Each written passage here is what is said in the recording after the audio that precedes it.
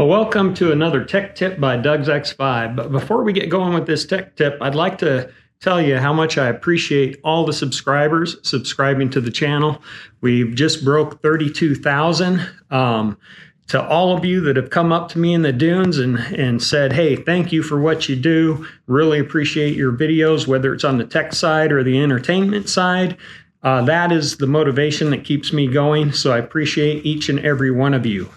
As far as what we're going to talk about today, over Thanksgiving, I started to notice an oil leak on my skid plate between the engine and the transmission. So as you can see here, I've got the engine out, and upon further investigation, I found out that it was the transmission that was leaking.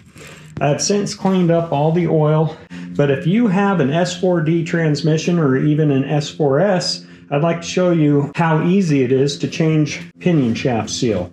I have the S4D with the internal slave cylinder, so while it looks like it may be complicated, it's really not that complicated. What we have to do in order to do this job is we have to remove the throwout bearing assembly, we have to remove the hydraulic supply tubes, and then we have to remove the inner slave cylinder assembly. First thing we're going to do is remove the hydraulic supply tubes. So in order to do that, you're going to have to disconnect your clutch fluid line from the fitting.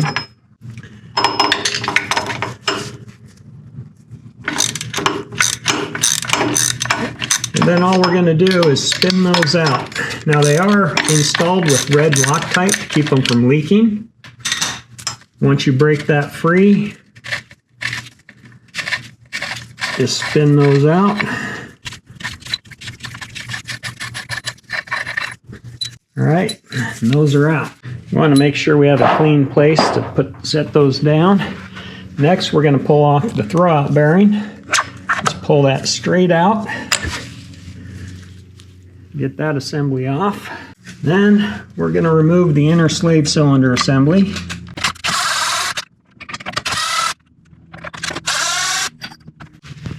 And we'll pull that assembly off. You can see that the seal is kind of stretched. You can see a gap right here where it's been leaking. It's kind of over time got hot, lost its pliability, and started leaking. Like we said, don't scratch the shaft.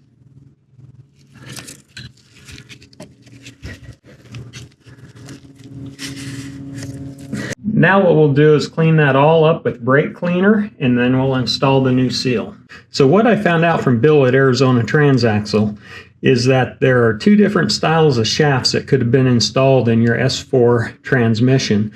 One that would require a 28 by 45 by 8 seal, or one that would require a 30 by 45 by 8 seal.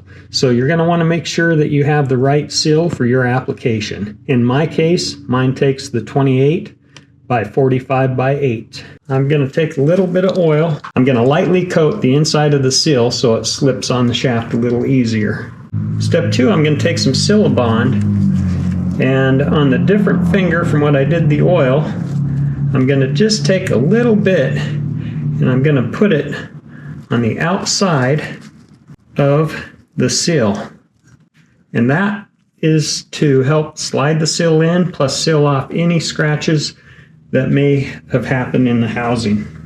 Okay, next we're going to make sure the cup portion of the seal goes towards the transmission.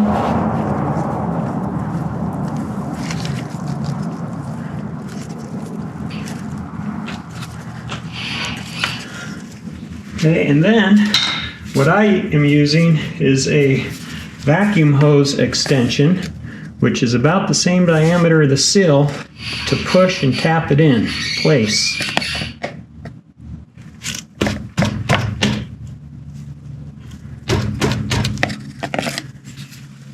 All right, next thing we're going to do is slide the slave cylinder back over.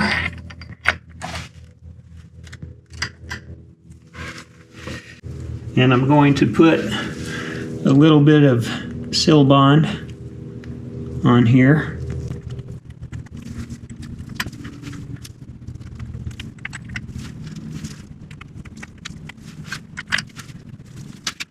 And then we will Screw those back in.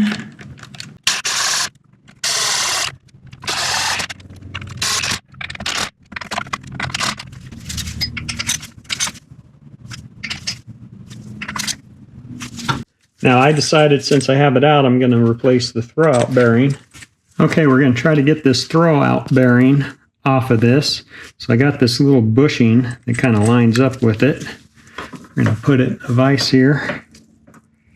And we're going to tap on it and see if we can drive it out.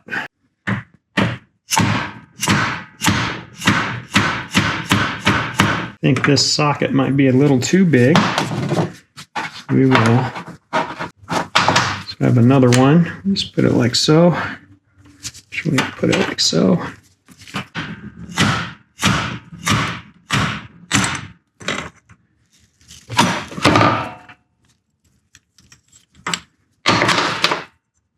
There we go. Throw out bearings off. Now we just got to press a new one on.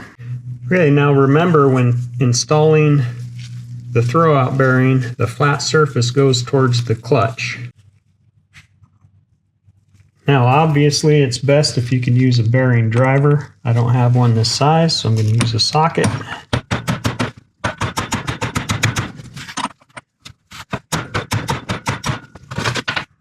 And it looks like we're seated. I'm just going to tap it one more time for good measure.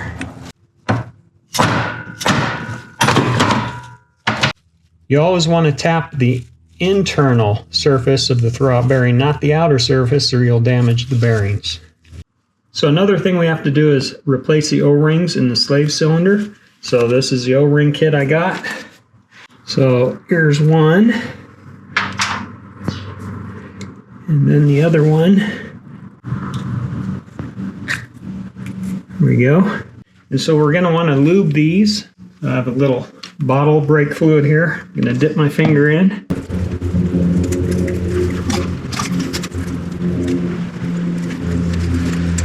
Okay, now we got both those O-rings in. Next we're going to slide this on.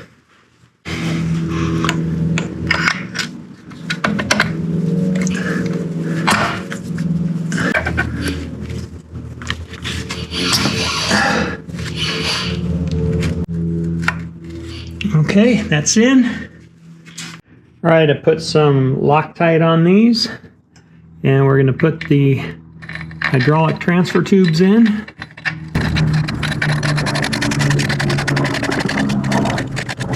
And we'll snug those down.